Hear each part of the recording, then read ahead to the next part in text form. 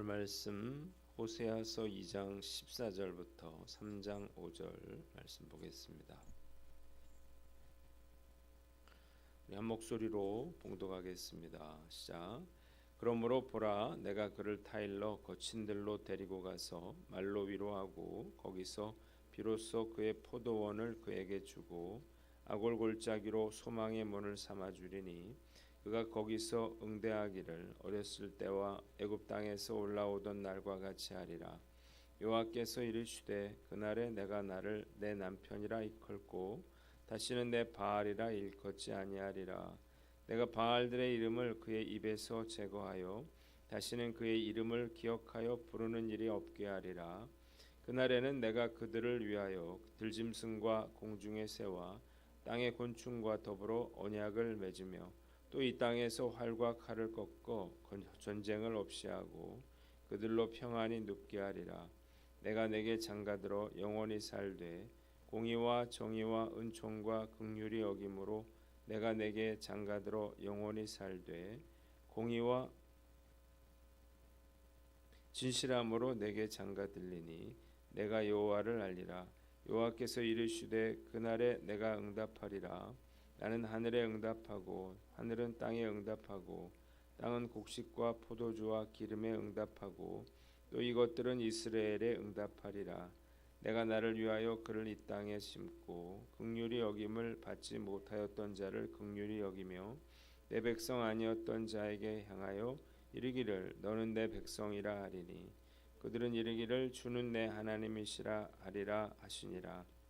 여호와께서 내게 이르시되 이스라엘 자손이 다른 신을 섬기고 건포도 과자를 즐길지라도 여호와가 그들을 사랑하나니 너는 또 가서 타인의 사랑을 받아 음녀가 된 그 여자를 사랑하라 하시기로 내가 은 15개와 보리 한 호멜 반으로 나를 위하여 그를 사고 그에게 이르기를 너는 많은 날 동안 나와 함께 지내고 음행하지 말며 다른 남자를 따르지 말라. 나도 내게 그리하리라 하였노라.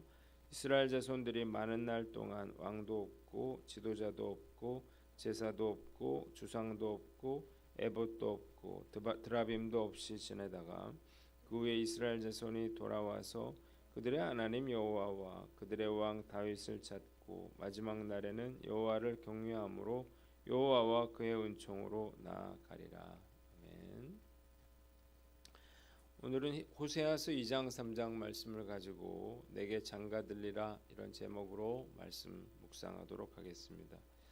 먼저 14절로 15절을 봅니다. 14절에 내가 그를 거친 들로 데리고 가서 위로하고 그랬습니다. 하나님께서는 북이스라엘 백성들을 타일러서 거친 들로 데리고 가시겠다 이렇게 말씀하셨습니다. 여기서 거친 들이란 이스라엘 백성들이 출애굽하여 가나안에 입성하기까지 머물렀던 광야를 연상하는데 하나님께서 왜 이스라엘 백성들을 광야로 인도하셨을까요? 첫째로 약속의 땅 가나안을 얻기 전에 이스라엘 백성들이 광야에서 하나님께 순종하는 법을 배워야만 했기 때문입니다. 둘째로 광야야말로 하나님의 놀라운 능력과 기적들을 몸소 체험함으로 한없는 은혜를 경험할 수 있는 그런 장소였습니다. 세 번째, 광야가 이스라엘 백성들이 하나님과 깊은 교제를 나눌 수 있는 가장 적합한 그러한 장소였기 때문입니다. 본문이 우리에게 주는 교훈이 있는데 사랑과 순종의 마음을 회복하자는 것입니다. 한번 따라 봅시다. 사랑과 순종의 마음을 회복하라. 하나님은 패역한 이스라엘 백성들을 다시 거친 들로 광야로 초청하셨습니다. 그들을 위로하시고 그리고 주님만 바라보고 순종하며 받은 은혜를 돌아보게 하시는 것입니다. 우리도 마찬가지예요. 우리가 죄악 가운데 무너지고 또 삶의 방향을 잃어버렸다면 우리가 주님만 바라보고 은혜를 돌아보며 다시 순종을 결단하는 그런 광야의 시간이 필요한 것입니다. 이 광야의 시간은 어쩌면 하나님이 우리에게 주시는 그런 고난의 시간일 수도 있고 또 우리가 특별히 시간을 내서 또 주님과 독대하는 교제하는 그런 시간일 수도 있습니다. 제가 마음이 힘들고 또 무너질 때마다 찾아가는 곳이 있어요. 거기가 가평에 있는 필그림 하우스입니다. 제가 뭐 거기 가서 자고 올 그런 상황이 못 되기 때문에 아침 일찍 여기 묵상기도실에 가서 기도를 하고, 그리고 거기 순례자의 길이 있는데 거기를 걷다 보면 일상에서 벗어나서 하나님만 묵상하는, 하나님께 집중하는 그런 시간이 됩니다. 잠깐 다녀가는 것만으로도 저에게 큰 그런 은혜의 시간이 됨을 느낍니다. 뭐 각자 방법은 다르겠지만 우리가 믿음을 회복할 수 있는 가장 좋은 방법은 어떤 방법으로든 간에 우리가 처음 받았던 그 은혜를 생각하는 그런 시간을 갖는 것입니다.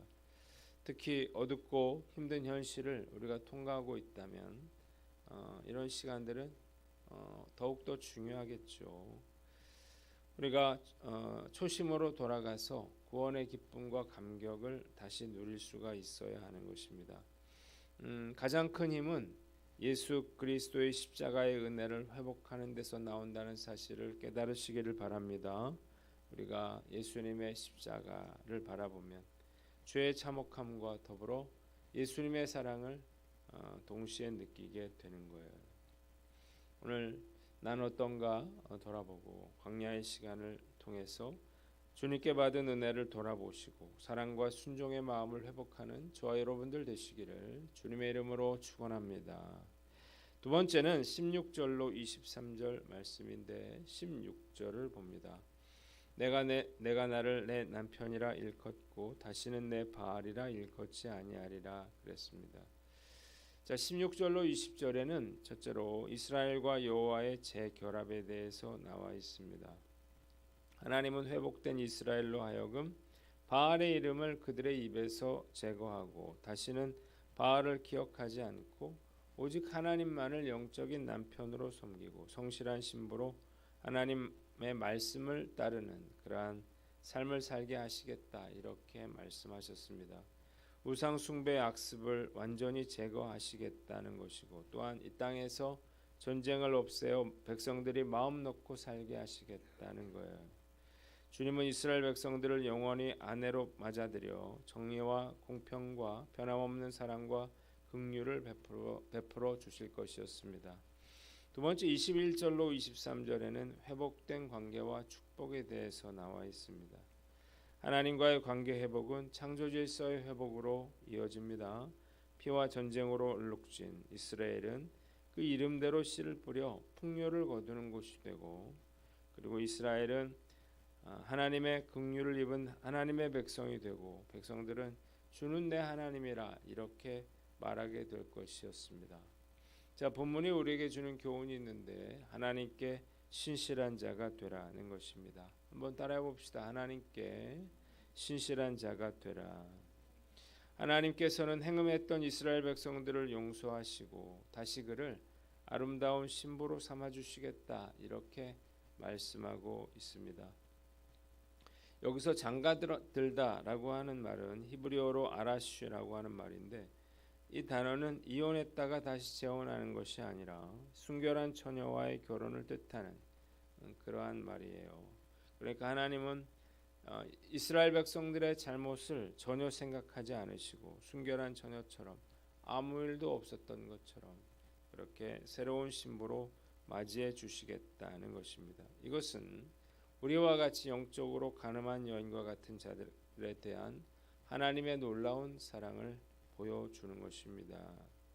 말씀을 묵상하면서 하나님께서 죄 많은 저를 흠없는 주님의 신부로 삼아주시고 또 하나님을 알아가게 해주셔서 정말 감사하다, 그런 생각이 듭니다. 아무런 자격도 없고 늘 죄를 짓고 후회하는 그런 저를 주님께서 늘 사랑해 주시고 소중히 여겨 주셨습니다. 돌이켜보면 하나님은 늘 저의 삶 가운데 신실해 하셨는데요. 제가 지금까지 신앙생활을 해오면서 깨닫게 된 것은 하나님이 정말 좋으신 분이고 신실한 분이시라는 것입니다. 특히 부부가 관계에 있어서 가장 중요한 게 뭘까요? 서로에 대한 그런 신실함이겠죠. 서로 믿을 수가 있어야 할 것입니다. 자, 오늘 말씀 앞에서 나를 돌아봐야 되겠죠. 나는 과연 얼마나 하나님께 신실한 자인가요? 우리가 지금까지 하나님을 계속해서 배반해 왔다면 더 이상은 우리가 하나님을 배반하지 말아야 할 것입니다. 그것이 바로 주님의 신부로서 우리가 해야 할 일인 것이죠. 오늘 하루를 시작하면서 오늘 하루도 우리가 주님의 신부로서 그렇게 거룩하고 순결하며 신실하게 살아가는 저와 여러분들 되시기를 주님의 이름으로 축원합니다. 마지막으로 3장 1절로 5절 말씀인데 1절을 봅니다. 너는 또 가서 타인의 사랑을 받아 음녀가 된 그 여자를 사랑하라 그랬습니다. 자, 고멜은 세 자녀를 낳은 뒤에 호세아를 떠나서 다른 남자에게로 갔다가 결국 창녀가 되고 말았습니다. 하나님께서는 신랑이신 하나님을 떠나 우상을 섬긴 이스라엘 백성들을 용서하시고 사랑하신 것처럼 호세아에게도 창녀가 된 고멜을 사랑하라 그렇게 말씀하셨습니다. 그래서 호세아는 창녀가 된 고멜을 찾아가죠. 그래서 은 15개와 보리 한 호멜 반을 주고 다시 그녀를 데려옵니다. 부모는 하나님의 사랑과 보호하신 가운데 살면서도 늘 우상을 섬기고 죄악을 사랑하는 우리들을 하나님께서 얼마나 사랑하시는가를 우리에게 보여주고 있습니다. 아이들을 버리고 자기를 떠나서 다른 남자를 따라 도망치고 결국 창기가 돼서 사창가에 팔린 그런 여인을 값을 치러 아내로 데려와야 하는 호세아의 심정은 과연 어떤 것이었을까요? 특히 선지자로서 이것은 도저히 할 수 없는 일이었을 것입니다. 본문이 우리에게 주는 교훈이 있는데 죄악의 길에서 돌이키라는 것입니다. 한번 따라해 봅시다. 죄악의 길에서 돌이키라. 하나님께서는 호세아처럼 당신의 자녀들을 끝까지 찾아가셔서 값을 치르고라도 데려오신다는 것입니다. 우리가 죄악 중에라도 돌이켜야 하는 것은 하나님께서 우리를 포기하지 않고 기다리시기 때문이에요. 하나님은 어떤 죄라도 돌이키는 자를 받아주신다는 사실을 깨달으시기를 바랍니다. 어떤 죄를 지었더라도 어떤 악한 자라도 상관이 없습니다. 하나님은 우리 가운데 우리가 죄악 가운데 죽을 수밖에 없는 우리들을 구원하시기 위해서 예수 그리스도를 통해 십자가의 죄값을 치르게 하신 분이에요. 이유가 뭐예요? 정말로 너무나 우리를 사랑해 주셨기 때문입니다. 그래서 포기할 수가 없었던 것입니다. 죄악의 길에서 돌이켜 다시 주님이 원하시는 사람 되시기를 바랍니다. 주님이 간절히 그렇게 원하고 계시고 기다리고 계시기 때문입니다. 돌아오기에 너무 늦은 때는 없습니다. 고멜도 값을 치르고 다시 돌아오게 데려오게 하신 하나님께서 왜 우리를 받아주시지 않을까요? 이 하나님의 놀라우신 사랑을 기억하고 우리가 어떤 죄를 짓더라도 우리가 돌이켜 주님께 나아오는 저와 여러분들 되시기를 주님의 이름으로 축원합니다. 마지막으로 구원받은 자로서 살아가라는 것입니다. 한번 따라해 봅시다. 구원받은 자로서 살아가라. 자, 나는 혹시 구원받았다 이렇게 말하면서도 죄악을 사랑하고 불순종을 사랑하고 우상을 섬기면서도 하나님의 사랑과 용서를 당연한 것으로 그렇게 여기며 살고 있지는 않는지 스스로에게 자문해 봐야 할 것입니다.